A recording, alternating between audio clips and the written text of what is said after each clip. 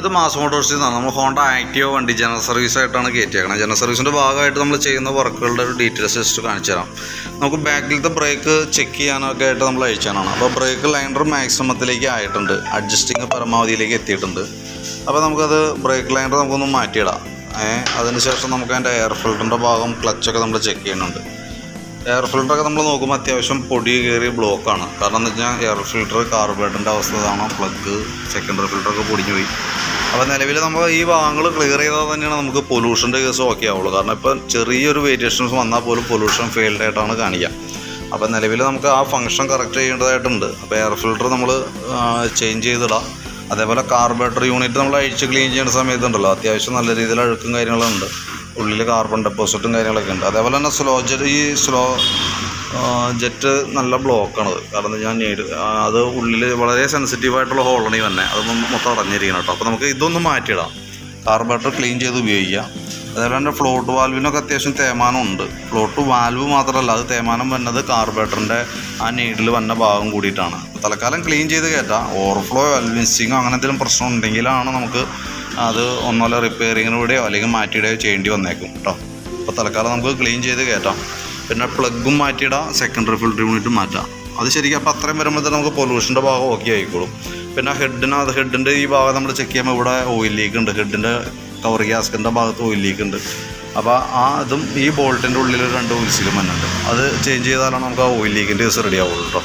പിന്നെ ക്ലച്ചിനകത്തേക്ക് വരുമ്പോഴത്തേക്കും ക്രാങ്ക് ഷാഫ്റ്റിൻ്റെ ഇവിടെ സൈഡ് ചെറിയൊരു ഓയിൽ ലീക്ക് തുടങ്ങിയിട്ടുണ്ട്, പൊടി പിടിച്ചിരിക്കുന്നുണ്ടാവും. കാരണം ഞാൻ മേജറായിട്ടുള്ള ലീക്കിലേക്ക് എത്തിയിട്ടില്ല. അതപ്പോൾ നമുക്ക് കൈയോടെ തന്നെ അതൊന്ന് മാറ്റിയിടാണെങ്കിൽ ഏറ്റവും സേഫ് അതാണ്. ബെൽറ്റിൻ്റെ കണ്ടീഷൻ നോക്കുമ്പോൾ ബെൽറ്റ് വേറെ പൊട്ടലോ കാര്യങ്ങളൊന്നുമില്ല.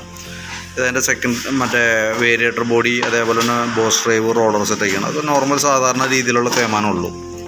പിന്നെ ബെൻഡെക്സ് യൂണിറ്റാണത്.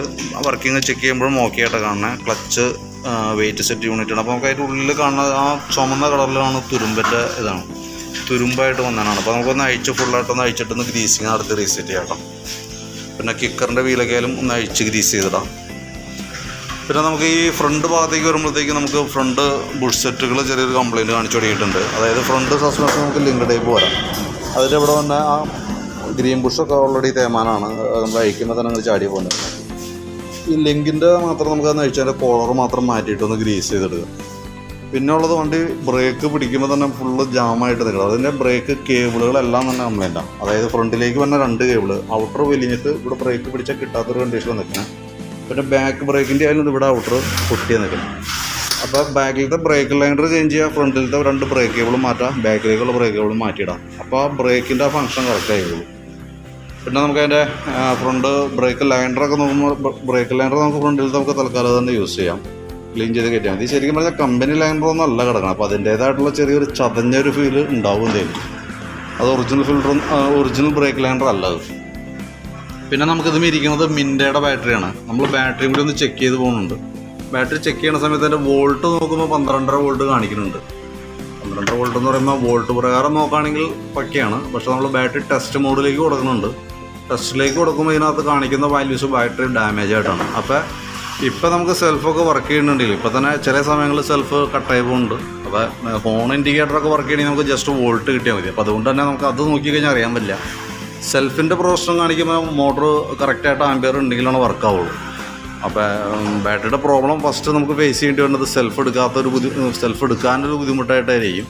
അപ്പോൾ അത് നമുക്ക് വലിയ താമസിച്ചാണ്ട് അത് മാറ്റേണ്ടതായിട്ട് വന്നേക്കൂട്ടോ. അതേപോലെ തന്നെ ബ്രേക്കിൻ്റെ ഒരു സ്വിച്ച് ലൂസ് കോൺടാക്റ്റ് കാണിക്കുന്നുണ്ട്. ഫ്രണ്ട് സ്പീഡോമീറ്റർ നമുക്ക് വർക്കിംഗ് ആണ്. പക്ഷേ നമുക്ക് അതിൻ്റെ കേബിളിൻ്റെ ഈ ഭാഗം നോക്കുമ്പോണ്ടോ തുരുമ്പിട്ടിട്ട് എപ്പോൾ വേണമെങ്കിലും പൊട്ടാവുന്നൊരു കണ്ടീഷനിൽ നിൽക്കണം. അപ്പോൾ ഒന്നുപോലെ നമുക്ക് കേബിള് മാറ്റിയിടാം, അല്ലെങ്കിൽ ഗ്രീസ് ചെയ്തിട്ടാലും ഇനി വലിയ താമസിച്ചാണ്ട് മീറ്റർ കംപ്ലൈൻ്റ് ആയിട്ട് നമുക്ക് ഇപ്പോൾ ജസ്റ്റ് ഇപ്പോൾ ഗ്രീസ് ചെയ്തിട്ടൊന്നും നോക്കി. അപ്പോൾ ഓൾറെഡി വർക്ക് ചെയ്യും. പക്ഷേ എന്ന് വെച്ചാൽ എപ്പോൾ വേണമെങ്കിലും അത് പൊട്ടിപ്പോകാന്നൊരു കണ്ടീഷനാണ്. അപ്പോൾ നമുക്കിപ്പോൾ എന്തെങ്കിലും അഴിക്കണ കൂട്ടത്തിൽ അത് മാറ്റി പോവുകയാണെങ്കിൽ ഏറ്റവും സേഫ് അതാണ്, എവിടെ അത് മാറ്റിയിടാം. പിന്നെ സെക്കൻഡറി ഫിൽറ്റർ യൂണിറ്റിൻ്റെ കേസ് പറഞ്ഞില്ല, അത് ഫോം ടൈപ്പ് വരാം, അത് മൊത്തം പൊടിഞ്ഞു പോയേക്കാം. Engine oil മാറണുണ്ട്. ബാക്കിലത്തെ ഈ പ്രൊട്ടക്ട് മഫ്ലറിൻ്റെ കവറും പൊട്ടി നിൽക്കണം കേട്ടോ. പിന്നെ അതേപോലെ നമുക്ക് അതിൻ്റെ എൻജിൻ റൂമിൻ്റെ ഉള്ളിലേക്ക് നോക്കുമ്പോൾ അത്യാവശ്യം അഴുക്ക്, നല്ല രീതിയിലുള്ള ചെളി കാര്യങ്ങളൊക്കെ ഉണ്ട്. അപ്പോൾ ശരിക്കും പറഞ്ഞാൽ ഈ ബാക്കിലത്തെ ഇത് മാറ്റിയതിന് ശേഷം നമുക്കൊന്ന് ഫുള്ളായിട്ടൊന്ന് വാട്ടർ സർവീസ് ചെയ്ത് പോവുകയാണെങ്കിൽ അതായിരിക്കും കുറേ കൂടി നല്ലത് കേട്ടോ. പിന്നെ പൊല്യൂഷൻ ടെസ്റ്റ് കാര്യങ്ങളൊക്കെ എടുക്കാനുണ്ട്. ഇതിനകത്ത് നമുക്ക് ജനറൽ സർവീസിൽ കൂടാതെ അഡീഷണൽ വന്ന വർക്ക് നമുക്ക് ബ്രേക്കിൻ്റെ കേബിളുകൾ മാറ്റേണ്ടതുണ്ട്.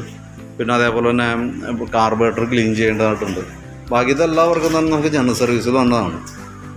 അപ്പോൾ ഞാനത് നോക്കിയിട്ട് അതിൻ്റെ എസ്റ്റിമേറ്റ് ഒന്ന് ഉൾപ്പെടുത്തിയിട്ടേ നമുക്ക് അത്യാവശ്യം മാറ്റേണ്ടി വരുന്ന പാർട്സ് എന്ന് പറഞ്ഞാൽ ഒന്ന് ഗ്രീൻ ബുഷ് ഫ്രണ്ടിലെ, പിന്നെ ബ്രേക്കിൻ്റെ കേബിൾ 3 ഉണ്ട്, സ്പീഡോമീറ്ററിൻ്റെ cable, air filter, plug, secondary filter, carburettor cleaner, back brake shoe, അതൊക്കെ എഞ്ചിൻ ഓയിൽ, അതൊക്കെ തന്നെ.